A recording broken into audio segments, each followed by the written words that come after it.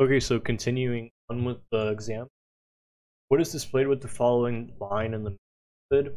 Okay, so let's look at how this works. So once again, like I mentioned previously, make sure you see where the main method starts before you look at any of these. So the main method is down here, right? So none of this code runs unless something in the main is telling it to run. So the main method, first you insert a line of code that they give you. So in this case, you insert this line of code, world test one with new state. That goes here, right? And as soon as it's finished, as soon as this line of code runs, test1.display also has to run. So whatever this gives you, that's not where it ends. You also still have to run test1.display. So keep that in mind as we run through this program. Okay, so world test1 equals new state United States, comma Texas. So we want to see what we're gonna do with this. So the first thing we're gonna do is figure out that world and state, right? So these are different. However, world is a parent of state, or it's at least a parent of a child of the parent that's also state. So basically, state is underneath world. If we say that it's sort of like a hierarchy, then we're saying it's like world, right? Then we're saying country. Then we're saying what is it? I think like territory, and then like state or whatever. So this is like the hierarchy. So world is a very, so as long as world is bigger than state, then we can actually run this line of code. So new test one is new state United States and Texas. So even though it's of type world, we run the constructor method state. So every time you see all these problems, the constructor method you're going to run is going to be the one that's next to the parentheses, right? So right here, see how it's like state United States comma Texas. It's no different than any other method you run. So if you say like get student and then you put in like Tom, you put that, like it's gonna run get student, right? And then it's gonna want to receive like string student name or whatever. So this is where you're sending information, and then you go get student, so you look for get student, right? So in this case, we see state, so we're gonna look for state, and then it's gonna be string. We're gonna look for that as opposed to looking for world. We're not gonna look for world. We're gonna look for state because the information that's inside United States and Texas is tied to state. Keep that in mind. So state, United States and Texas. So we're gonna run state. It extends country. So we have a string state name is unknown. Then we have public state. So we're gonna run this first. So when you run a constructor, you have to run everything inside the constructor, right? So just because we went to state doesn't mean that as soon as this line of code runs, we're gonna go over here and display. We don't run this at all. We only run what we're being told to run, and in this case it's state. So all we're gonna do when we see this line of code, we see, okay, world state Texas, so we know we have to run this part of the code. So now we look for state. So we go right here, state, string name, and country. So United States is stored as country name locally, and Texas is stored as state name. These variables only exist within these two brackets. So country name and state name, they only exist within this highlighted portion. So super country name. So when you see super, you're going to send country name, which is United States. You're going to send it to the constructor method of state. So state extends country, saying that state is a child of country, saying that country is its parent. When we run super, this basically says country. So now we go down to country, and we see country is receiving a name, and this is super country name. We're basically sending United States down to country, and then now we're saying that country name is equal to name, and country name is right here. So Russia is being overridden with the United States, right? So we know that now, and we have to also say that this state name is equal to Texas. And then we're running test1.display. So test1 is of type state. So that means we're going to go up to state and we're going to run display. In this case, we're just displaying the state name. So in this case, the answer is B. So I'm going to do that one more time. So, okay, so remember, state, right? Test1 is of type state. So when we see test1.display, that means we're only going to run the display method that's found in state. And in state, this display is only concerned with state name. So state name right here got changed from unknown to Texas, right? At the same time, remember when we ran super country name, we ran this and we reset Russia and we overrode it with the United States, but we never printed it. So even though Russia got changed, like at the same time a state got changed, the code is only asking us to display test1.display. And if that's all it's asking, then that means it just wants to know this display, right? So even though we also changed Russia, it doesn't matter, because it's when we run the display, we're only concerned about X's. So even though we did change Russia to United States, or don't think that you have to print both of them. They have to print United States, or they have to print United States, Texas. You're only printing what it tells you, and in this case, it's telling you to just print test1.display. So if you notice, the output is always just going to be whatever test1 is. So let's look at 29 now. What is displayed with the following line in the main method? So we go to country and we put in United States, so we're right here, right? We run this part, so we're saying that string name is equal to country, so it's equal to United States, and then United States country name is equal to United States. So this got overridden. We're done there. Now we run test1.display. Test1.display is going to country, and then it's just going to print out country name. And in this case, it's United States. So this prints United States. Then 30 is the exact same as 28. It's the exact same question. Just that in this case they're both the same, but it's the same thing. So in the first one, remember, we only printed Texas, so in this one we're just printing Nuevo Leon, but it's the exact same question. Same with 31, it's the same question. Country is bigger than state, so this works. So then now we just run state, we do United States or whatever, but instead of printing Texas, this time we're going to print California. But this one, and this one are all the same, except that this part of them changes. But they're all fine because the first class is bigger than the next one. So 32, what is displayed with the following line in the main method? So country and then territory, United States and Puerto Rico. So 32 just prints Puerto Rico. It's the same. This one's the same. This one's the same. They're all the same for the most part.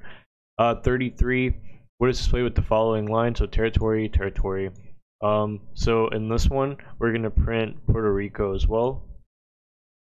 So printing in 32, you're printing Puerto Rico, and 33, you're printing Puerto Rico, and number 4, you're also printing Puerto Rico. The only thing that's changing is that this is changing, right? So country is still above territory.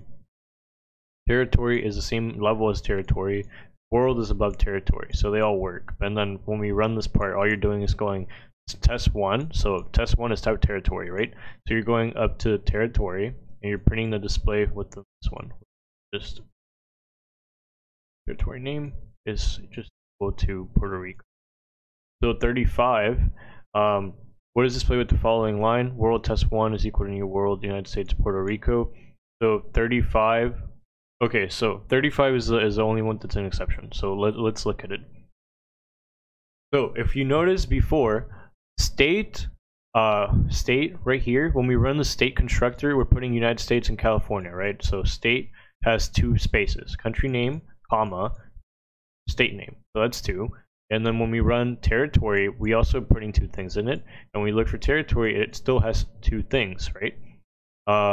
But when we look at world, notice that world doesn't have a constructor method. So there's no like world and then like string country name and then string state name. We don't see that anywhere. There's no constructor method that's. But we never see something like this. This doesn't exist in this. In world, we only have a display. So for 35, if we try to run world and we try to put 2 things in it, this doesn't exist. So we just get an error because there's no constructor method called world. So 36, what is the value of test1 in the following code? So 36 is, okay, so it's saying what's the value, right? So this time it's not asking us to say the display, it's just asking the value. So the value of test1, it's memory location of the object created of the state class. So once again, you're going to create an object of type state, and whatever it's equal to, whatever its memory location is, that's what its value is. So 36 is B. It's talking about the state class because that's where we're putting United States and Texas. Okay, 37. So this is code again. Okay, what should be put in place of line of code 1? So let's look at what this code is kind of doing. So, okay, we have a main method, right? We have JOptionPane, so we're getting input. We have integers. There's 3 integers. There's 3 inputs that are stored as strings. There's 1 GPA that's a float. There's another integer number of courses. And we have some blank stuff. Then we have a for loop. Inside of this for loop, we grab some input. And we're saying that user input is equal to JOptionPane equal to something. Course name is also equal to user input. And we have some arrays right here. Okay, so we have that so far. So we know we're going to run this main method first. So what should we put in place of line of code 1? So integer number of courses equal to what? Okay, so if we look at it, there's some outputs, right? Enter number of courses. So we note that when we have a JOptionPane, that the output, the input that we write is stored as a string. So if it says like enter number of courses and you put in 2, this 2 right here, that's a string. It's not an int, right? But number of courses is stored as an integer. But we're receiving 2 as a string, so we need to parse it, right? So to parse, remember the way you do parsing is you write integer or whatever data type you want, and you type parse int, and then you put in the code inside. So if we note that this is the output, we can look at number 37. We note that it can't be A because it doesn't say parse int. It can't be B because it's not parsing it. It could be C. It can't be D because it doesn't have integer or parse int, and it could also be E, right? So now we're between C and E. Okay, so now the difference between these two is that one of them is show message dialog and one is show input dialog. So show message dialog doesn't let you type in stuff with an OK. It just gives you like an error or it just tells you something. So it can't be a message dialog. So 37 brings it down to this one. It needs to be integer.parse int, and the way that you get it, it needs to say show input dialog. And then whenever you make this box, it's going to store the 2 and it's going to change it into an integer, and then it's going to store it as number of courses. Okay, 38. What should go in place of line of code 2? So 38, we're right here, right? So we have the department number, we have everything, but it looks like we're missing the course. So whenever we get the course right here, we type in like enter course name and then average GPA, right? So if we type in MIS, notice that this runs for as long as however many courses there are. So for this line of code, what we're missing is we're telling it like how many there are. So the way we would do it is with an array, and we also need to know what our course is being saved as. So course is right here. Course index is equal to course name. So the course array is called course. So when we make a string, we need to actually declare it up here. So if we notice there's this array right here, but it was never declared. So we need to declare this array right here. And the way we're going to do it is the way it's formatted is right here. String course is equal to new string number of courses. So what this is doing, it's going to make a string. So this is basically the way this is what this is saying is this. Okay, we have an array. It's a type string. The way we know that it's an array and not just like a regular string is because of these brackets, right? So normally you would do something like string course name equals MIS, right? But we have multiple courses, so in this game we're going to call it string with brackets to say that it's an array. Then we have it just called course, and it's equal to a new string, and the size of it is number of courses. That's the size. So when we create the array number of courses, we already received that, right? So if we said that there's 2 courses, it's gonna make an array of that size. So if we tell it that we have 2 courses, and it's going to make memory spots for the first course, and then it's going to make another memory location for this. So that's the way that this is working. Okay, so 39. What should we put in place of line of code 3? So we already got our course array, right? So now we need the GPA array. So we need to do the same thing. We need to store the GPA. And the way we're going to store the GPA is by making an array of GPAs, right? So GPA array was never declared, so we need to create that as well. So we note that the name is going to be GPA array, but what kind of array is it? So GPA is actually a float, so it's going to be an array of type float. So it's going to be something like float, and then it's called GPA array or whatever they call it. Yeah, GPA array, and it's equal to new. And it's going to be of size looks like its size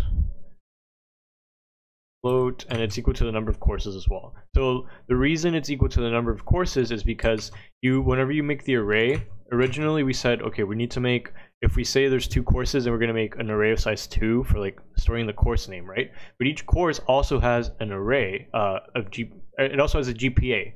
So however long your array of course names is, you're going to also have an array that's the same size that stores your GPA. So this one is going to be equal to new float number of courses. So for 39, for line of code 3, it's going to be of type float. It's called GPA array. And if you notice, there's a bunch of misspellings on the answer. So like GPA array, like all capital, this isn't the same spelling as this, so that's wrong.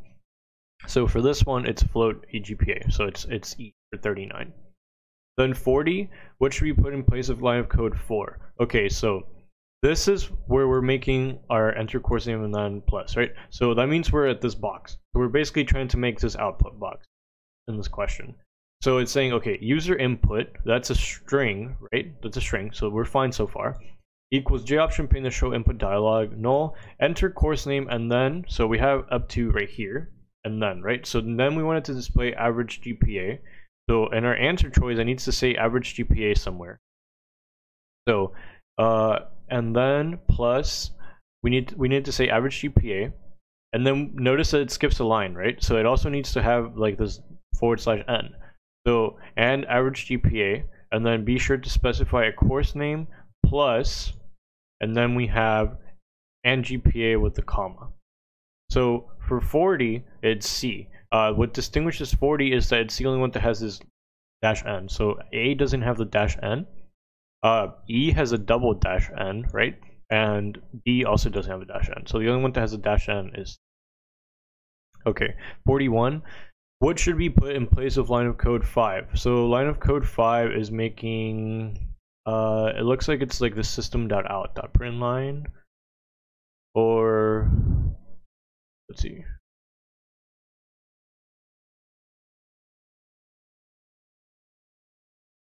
Okay, so line of code 5 is trying to get us to say the number after the comma. So what it's doing is, remember, whenever it's telling us, okay, enter in a course name, right? So it's saying like enter your course name and the GPA. So the way you enter is like I don't know, MIS comma 5 or 3.8. That's your GPA. So the way we split it is we can say something like, okay, substring 0 to 0. So let's look at this at the way the string is. So this is a string course. So that.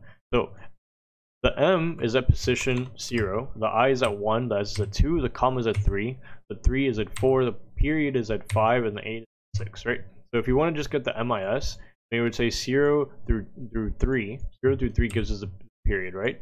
And then this comma would be position 3.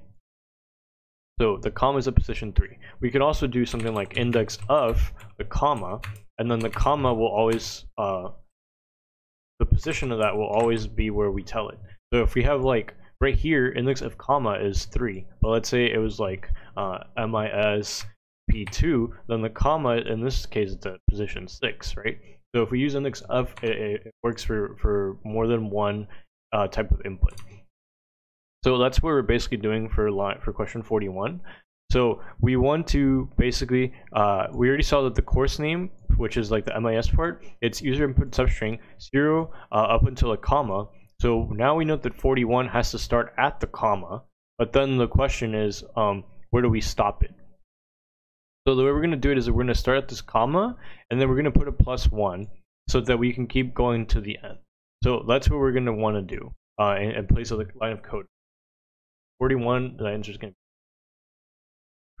And then for GPA, we're going to note that we need to have it starting at user input. So user input is basically keeping track of where the comma is, and then we want it to just go on until the end.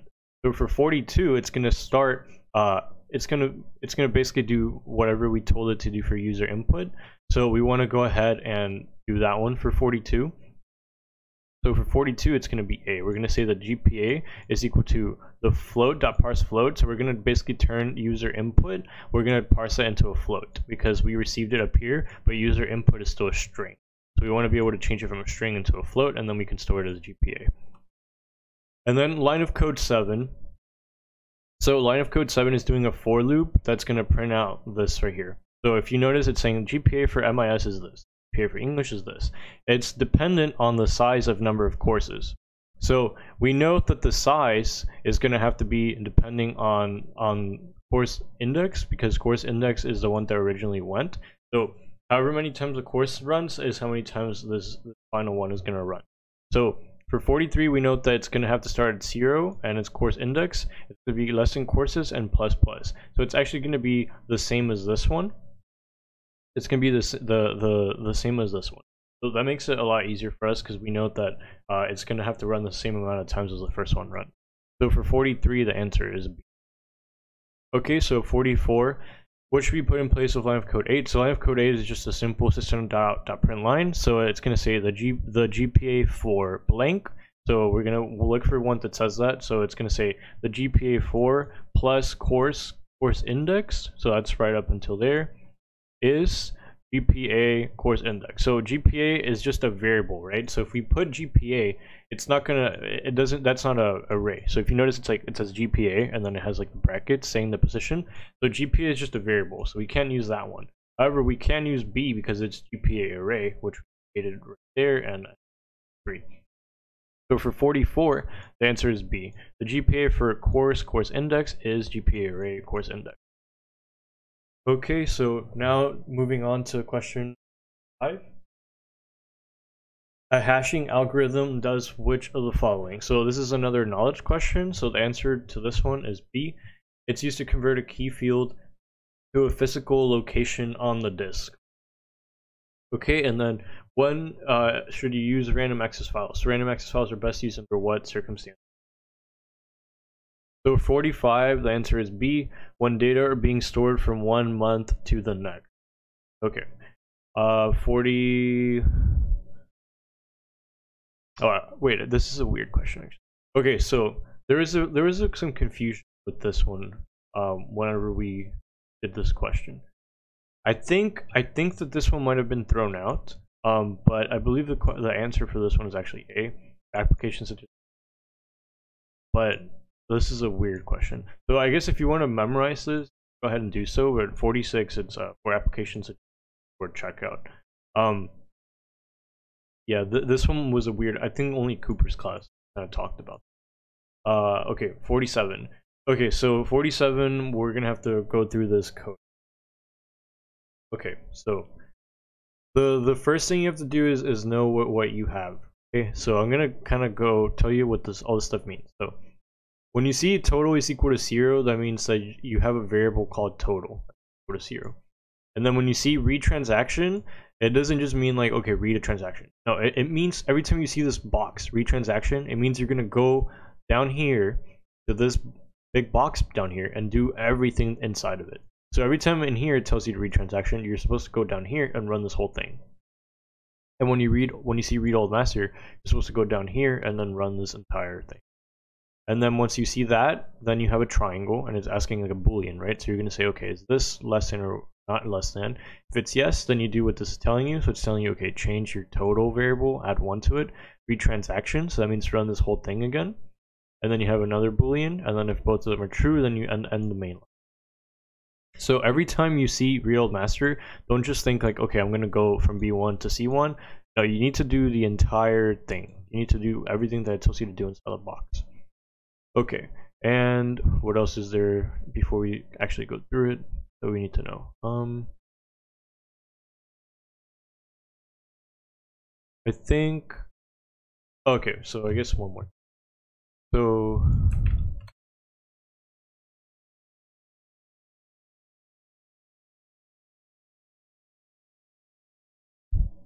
okay, so we have like old mask key, right? And quote to be on one. So whenever we first start this program, so when we're at like begin main line, old master key like is not equal to anything, right? When we read transaction, okay, also make one action. So when we read transaction, it's not until we see this box that we run. So when we see this box, read transaction, we go down here. Begin read transaction record. So now the trans keys is equal to D1. And it's saying, are you end of the file exception, yes or no? So let's say that we're looking at a loop, right? So we run begin read transaction. So it says read transaction record D1. And then let's say we see another box, read transaction record. That means B1. And then read transaction record, A1. And then if we're already at A1 and it says read transaction record, you're going to look for what's after A1. But after A1, there's nothing. You see how it's blank right here? So if there's nothing, then this gives you an end of file exception. And if this is the case, that's the only time you say yes to this. So if you go from B1 to A1, even though A1 is like at the end, there's still something there. So you don't. If you get to A1, it's still no. There's no error here. But if you're already at A1 and you try to read the transaction key again, then you're gonna end up at this blank, and then that's an file exception. So that's probably the only other thing. Okay, so now we're gonna go ahead and just start keeping track of this whole thing. So let's go ahead and see how this runs. Okay. So let's look at number 47. Begin main line, total is equal to 0. So like I said, total is a variable. So we're going to say it starts at 0. Read transaction. Okay, so we go to this box down here. Then we see read transaction record. So trans key right now is equal to D1. Okay, so I'm going to put an asterisk to say that that's where we are. D1, and then it's saying, are we at the end of the file? No, we're not, right? End read transaction. That means we're done here, and then now we run the next box. Read old master. So now we go to read old master. Read old master record. So now we're at B1. Is that the end of the file? No. So we're done here. Now we finish up here, and then we're saying, okay, is the transaction key less than or equal to the old master key? So that was the other thing I needed to go. Okay, so this is the way it works, basically. So let's say you have A1 and B1, okay? And then the question is this. Is A1 greater than B1? So is the transaction key less than or equal to this one? So the way you basically weigh it is kind of like that. So A comes before B. And then you have something like A1 greater than, for example, A9. So you have to basically look at the letter and you have to look at the number. So in our instance, we have the following. Right? We have our it's asking, is the transaction key, let's say this is a transaction. Right now we're at D1 because that's where the asterisk is. So D1, is that less than or is it equal to B1? So for this one,